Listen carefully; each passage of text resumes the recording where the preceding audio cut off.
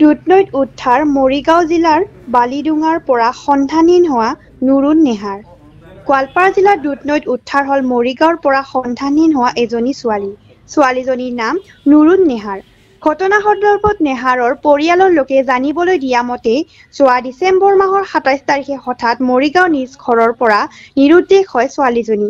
নিৰুদ্দেশ হোৱাৰ পিছৰে পৰা পৰিয়ালৰ লোকে বহু ঠাইত বিচাৰ খোচাৰ কৰে যদিও ছোৱালীজনীৰ কোনো সন্ধান উলিয়াব পৰা নাছিল। পৰিয়ালৰ লোকে জনোৱা অনুসৰি নিৰুদ্দেশ হোৱা ছোৱালীজনী উচ্চ শিক্ষিতা যদিও মানসিক বিকাৰগ্ৰস্ত। নুৰুন নেহাৰ BA পাছ কৰাৰ লগতে DLED উত্তীৰ্ণ আৰু হিন্দীৰ প্ৰবীণ। ইফালে ৮ মাহ পিছত কালি ৬ আগষ্ট তাৰিখে মৰিগাঁও জিলাৰ বালিডুঙাৰ নুৰ মহম্মদৰ জীয়েক নুৰুন নেহাৰ বেগম গোৱালপাৰা জিলাৰ দুধনৈত থকা বুলি ফোনযোগে খবৰ পায় পৰিয়ালটোৱে আৰু সেই খবৰৰ ভিত্তিত আজি দুধনৈত পৰিয়ালৰ লোক উপস্থিত হৈ ছোৱালীজনীক চমজি লৈ নিজ ঘৰলৈ উভতাই নিয়ে। দুধনৈৰ দুজন যুৱকৰ প্ৰচেষ্টাত সন্ধানহীন হোৱা ছোৱালীজনীক লগ পাই আনন্দত আত্মহাৰা হৈ চকুলো টুকে পিতৃৰ পৰিয়ালে। দুধনৈৰ দুজন যুৱকে নিৰুদ্দেশ হোৱা ছোৱালীজনীক উদ্ধাৰ কৰি পিতৃ পৰিয়ালৰ হাতত গতাই দিয়ে যি মহানুভৱতাৰ পৰিচয় দিলে তাৰ বাবে ছোৱালীজনীৰ পিতৃ পৰিয়ালৰ তৰফৰ পৰা যুৱক দুজনক ধন্যবাদ জ্ঞাপন কৰে। ইফালে ছোৱালীজনীৰ সন্ধান পাই পৰিয়ালৰ মাজত সৃষ্টি হৈছে আনন্দৰ। আমাৰ দুধনৈত নুৰুন নাহাৰ বুলি ছোৱালীজনী আজি বহুত দিনৰ পৰা আমি প্ৰত্যক্ষ কৰি আহিছিলোঁ, মোটামুটি আজি ৭ মাহ ৮ মাহ ধৰি।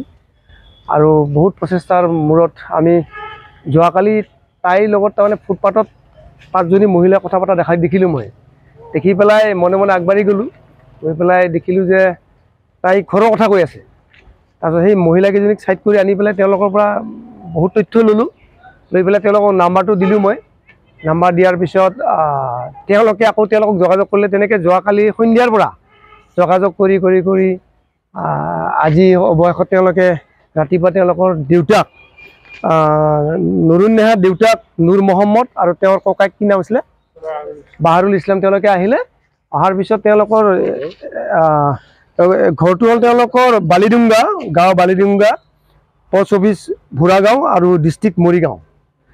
তো তেওঁলোকক আজি এখন আমি লিখিত ৰাখিলোঁ, এখন আমি থানাত দি দিম, এইখন ৰাখি এটা প্ৰুফ ৰাখি দিম আৰু তেওঁলোকক আমি এতিয়া যাবলৈ দিম। এতিয়া খুব ভাল লাগিছে। যোৱাকালি যিটো পৰিৱেশ মানে হ'ল খুব ভালেই লাগিলে, কিন্তু ৰাতিটো টোপনি মাৰিব পৰা নাই। মোৰ বন্ধু আছে মানসিক বিকাৰগ্ৰস্ত আছিলে। তাই মানে কিছুমান এনেকুৱা কথা কৈছিলে, আমি কথা কওঁতে তেওঁ ইংলিছ কয় আৰু ইংলিছ যেতিয়া কয় শুদ্ধকৈ কয়। দেখোঁ যে কোনোবাই যদি কিবা ভুলকৈ কয় তেওঁ পুটুককৈ ধৰে, এডুকেটেড হ'ব। লাষ্টত আমি গম পালোঁ তাই গ্ৰেজুৱেট হয় আৰু মানে DLED কোৱালিফাইড। তেতিয়া যিদিনাখনে গম পাওঁ যে তাই কোৱালিফাইড ছোৱালী, খুব বেয়া লাগিল। মই প্ৰায় কৈ থাকোঁ, যদি কোনোবাই যদি মেডিচিন খোৱাল হৈ তাইক মেডিচিনটোৱে মই কিনি দিলোঁ হয়। পাছত ভগৱানৰ আশীৰ্বাদত যোৱাকালি এনেকৈ বহুত চেষ্টা কৰি আমি পালোঁ। খুব ভালেই লাগিল ঘটাই দি পেলাই। ডিচেম্বৰৰ ২৭ তাৰিখে ঘৰৰ পৰা নিৰ্দোষ হৈ আছিলে, অলপ মানসিক বিকাৰগ্ৰস্ত আছিলে।